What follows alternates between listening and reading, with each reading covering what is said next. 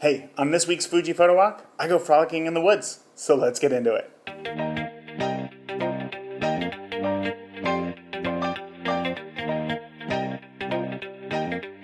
Hey everybody, Raymond here from the Beginner Photography Podcast, and this is my Fuji Photo Walk series where I go out with my X100V and I just go ahead and try to capture whatever comes up in front of the camera. It is school time, school is back in session, which means that with 2 kids after 8 years, during the school day, I am actually home alone.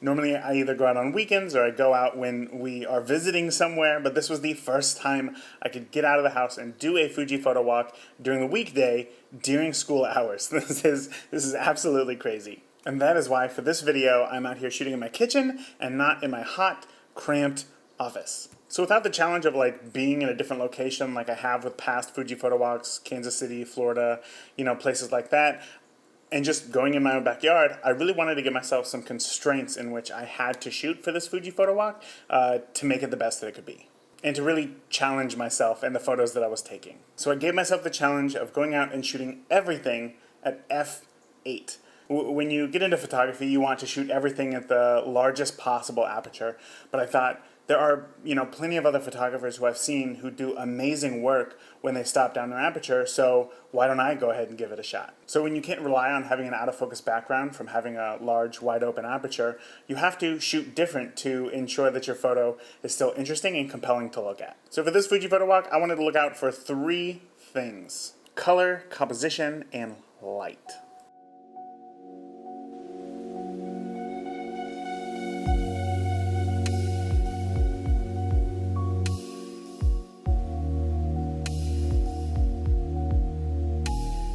Can you even go out in nature if you don't take a close-up photo of flowers? So this shot I saw literally right as I just got out the car, and I thought to myself, this is beautiful. Where we're at, it's kind of the sea of green, the park that I went to, but there was this patch of beautiful yellow flowers right here. I don't know what kind of flowers they are. If you are a botanist, please let me know because they are beautiful. And I really wanted to find one flower to highlight, but remember, I shot everything at f8, which you would think would mean that everything would be in focus. But here's what's cool about aperture and the science behind it, is that your depth of field is calculated by several factors. One of them is your distance to your subject. So meaning the closer that you are, the closer that your camera is to your subject, the further out of focus your background is. Years ago, when I first got my 50mm 1.8, I thought the background of everything is going to be out of focus. But if somebody was 10, 15, 20 feet away, the background wasn't out of focus at all, and I could never figure out why. And it's not until I got them closer, my subject closer to the camera, that then the background became out of focus. And as you can see in this photo, this flower is in focus, and as you can see up here in the corner, I shot it at f8, and yet the background totally out of focus, and that's all because I got super close. So there's a little tip for you. If you don't think that your stock kit lens can have an out of focus background, it absolutely can. You just got to get closer to your subject.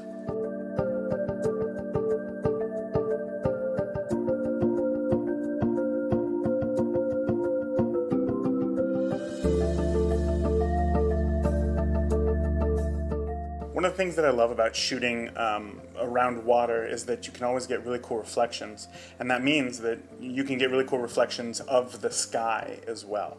So in this shot right here, as you can see, we have like a V shape of light from the sky, because as you can see over here, we have a V shape from the trees. So the reflection is the exact opposite of that. When you get a shot composition that you like, remember I was looking for light, composition, and color. When you get a cool composition like this, then now you just wait for something interesting to happen. And in this case, I saw some ducks moving, I liked the composition, so I just held it. Once you introduce those ducks, then there's that little special sauce, that little bit of magic that you can't really predict, that you can't really time unless you are paying attention to the world around you. So with this composition, obviously, like I just said, we got the V from the light right here from the sky above, which I really like. But also, the image is very symmetrical in kind of a maybe not abstract way, but the top, there's lots of texture. We can see the sky, we can see the clouds, we can see the leaves. I like that.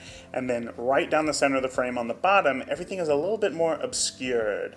So your eye naturally wants to go to the trees first. Look to the trees, see what's going on over there. And then, you see this very bright bridge in the center of the frame, and then your eye slowly starts to creep down, and then that is when you see the ducks. Now you can keep hunting around, you can see some houses over there, you can see these turtles. I believe that they were doing it. Yep, definitely. On that photo, or on that rock right there. But these are the types of photos that I like, because when you look at it on its surface, you say, oh, that's an interesting photo of ducks. But the more that you get to look at it, the more that, things unravel for you. And if I would have shot this at, say, f2 or f2.8, you wouldn't see that bridge in the background. You wouldn't see these turtles. You wouldn't see anything else but the ducks. When the story is not the ducks. The story here is the beautiful scenery. Everything else just lends itself to that, including the ducks. So this is the kind of photo where if you shoot it at f2, you shoot it at f2.8, it's not going to be as powerful as if you shot it at f8.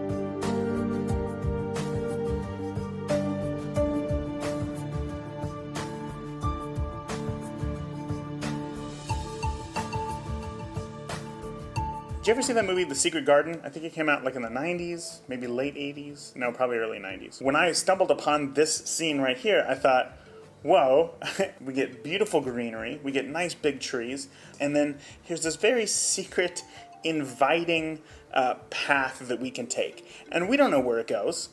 We have no idea. But that's the mystery to this photo. That's what I really loved about this scene. And I strongly believe that if you're looking around and you see something that interests you, even just a little tiny bit, please take a photo of it. Explore it. Figure out what it is that interests you about it. Why you like that photo. Because there's probably a reason. And if you explore what that is and you figure it out, you're going to be a stronger photographer because of it. So when it came time to taking the photo, I thought, okay, well, I could just snap a photo, I could take this photo right here. But this really isn't interesting. This forces you to look straight at the path, and it doesn't feel as secretive, I suppose. And I think that that's the element that I liked the most out of it. So it's like, here's this path, but now we have no context. So when we get everything in the shot, now we have the context. I even like how it's in the shade, but everything else is lit pretty well. For me, the color is what sells this photo. Everything is green. So at that point, it just became figuring out which composition was going to lend itself to making this photo the most powerful. And for me, it just became rule of thirds. And in this shot right here, we also have kind of two competing anchors. We have a dark light spot, and what I mean is that the color here is lighter than the rest of the green, so our eyes go to it. But also, on the exact opposite side of the image up here, we have a bright green spot. So it's almost two competing forces. And that's the cool thing about composition, is that, you can always stack things on top of one composition. So there you go. Explore those things that you think are interesting and figure out exactly why you think it's interesting so that you can take better photos.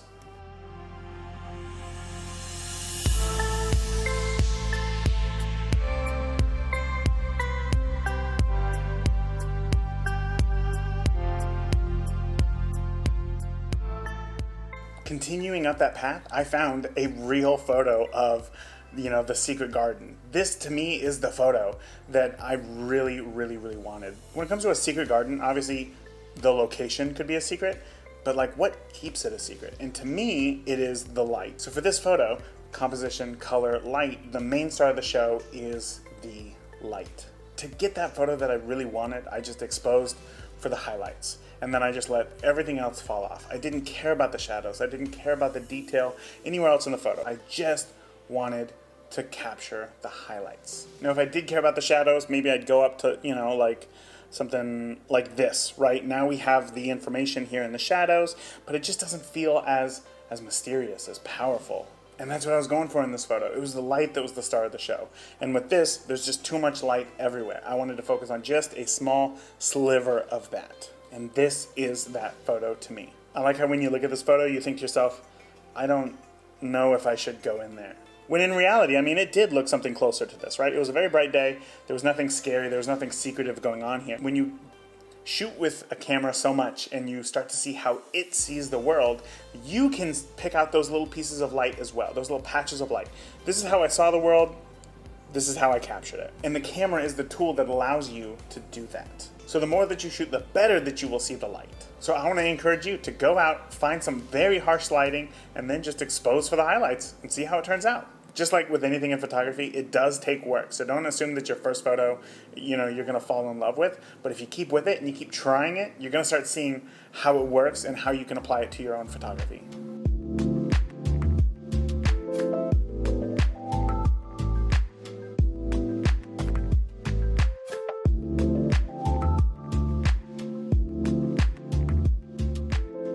As I decided to end the day, turn around, walk back to my car, listening to Rush in the headphones, and I saw, off in the distance, this beautiful just dead tree, and it seemed to tower over everything else.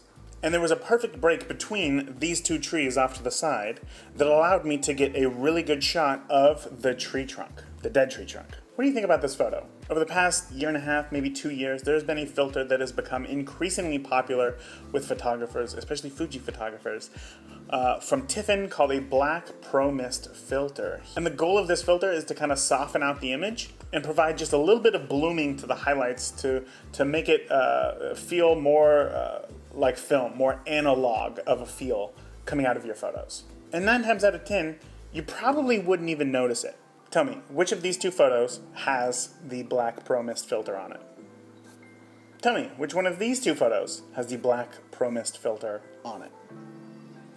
Now maybe it's just because I've been shooting with it for a while and I know exactly what to look for that I know that this was the one that was shot with the black Pro Mist filter. But when you look at this photo, it's really not that far off. What it does is it just kind of evens out the highlights and just provides a little bit of softness. It reduces the clarity just a tiny bit to remove some of that digital sharpness that we get in all of our photos. Now why would you want this? When image sharpness is something that everybody talks about and they desire and that they want it so bad, why would you want to reduce the clarity a little bit? For me and my photography, I want to get it right in camera. I love that feeling of being able to see something and be able to capture it. I really don't like the full editing process. I don't like manipulation in Lightroom. I don't like using Photoshop. I want to get it as close to right in camera and then just apply my signature to it in the edit. So for me, I love this filter. It gets me closer to being able to create something in camera that I just love. And again, for the majority of these photos, you wouldn't really notice it unless you knew what you were looking for, which again, I love that. But when you come to a photo like this and you find its limitations, you kind of feel like, it almost doesn't matter what my exposure was. I could have brought down the exposure all the way. Right, now this is straight out of camera, no edits done to this. But the way that this filter works is that it blooms the highlights. So with the entire sky being a giant highlight here, it looks misted over, it looks foggy. And that's not the photo that I was going for. So luckily, you could just take this thing off if you wanted to. And then I took this photo right here. Now this photo is a whole lot closer to what I saw in my head, but it's interesting because I saw this photo and thought, oh, I like it, but I don't like what the filter is doing to the image itself. So I took the filter off. And then with this image, it almost fell flat. Once again, it feels almost too clinical. It feels too digital. It feels too sharp. And that to me just doesn't look natural. It just doesn't feel natural.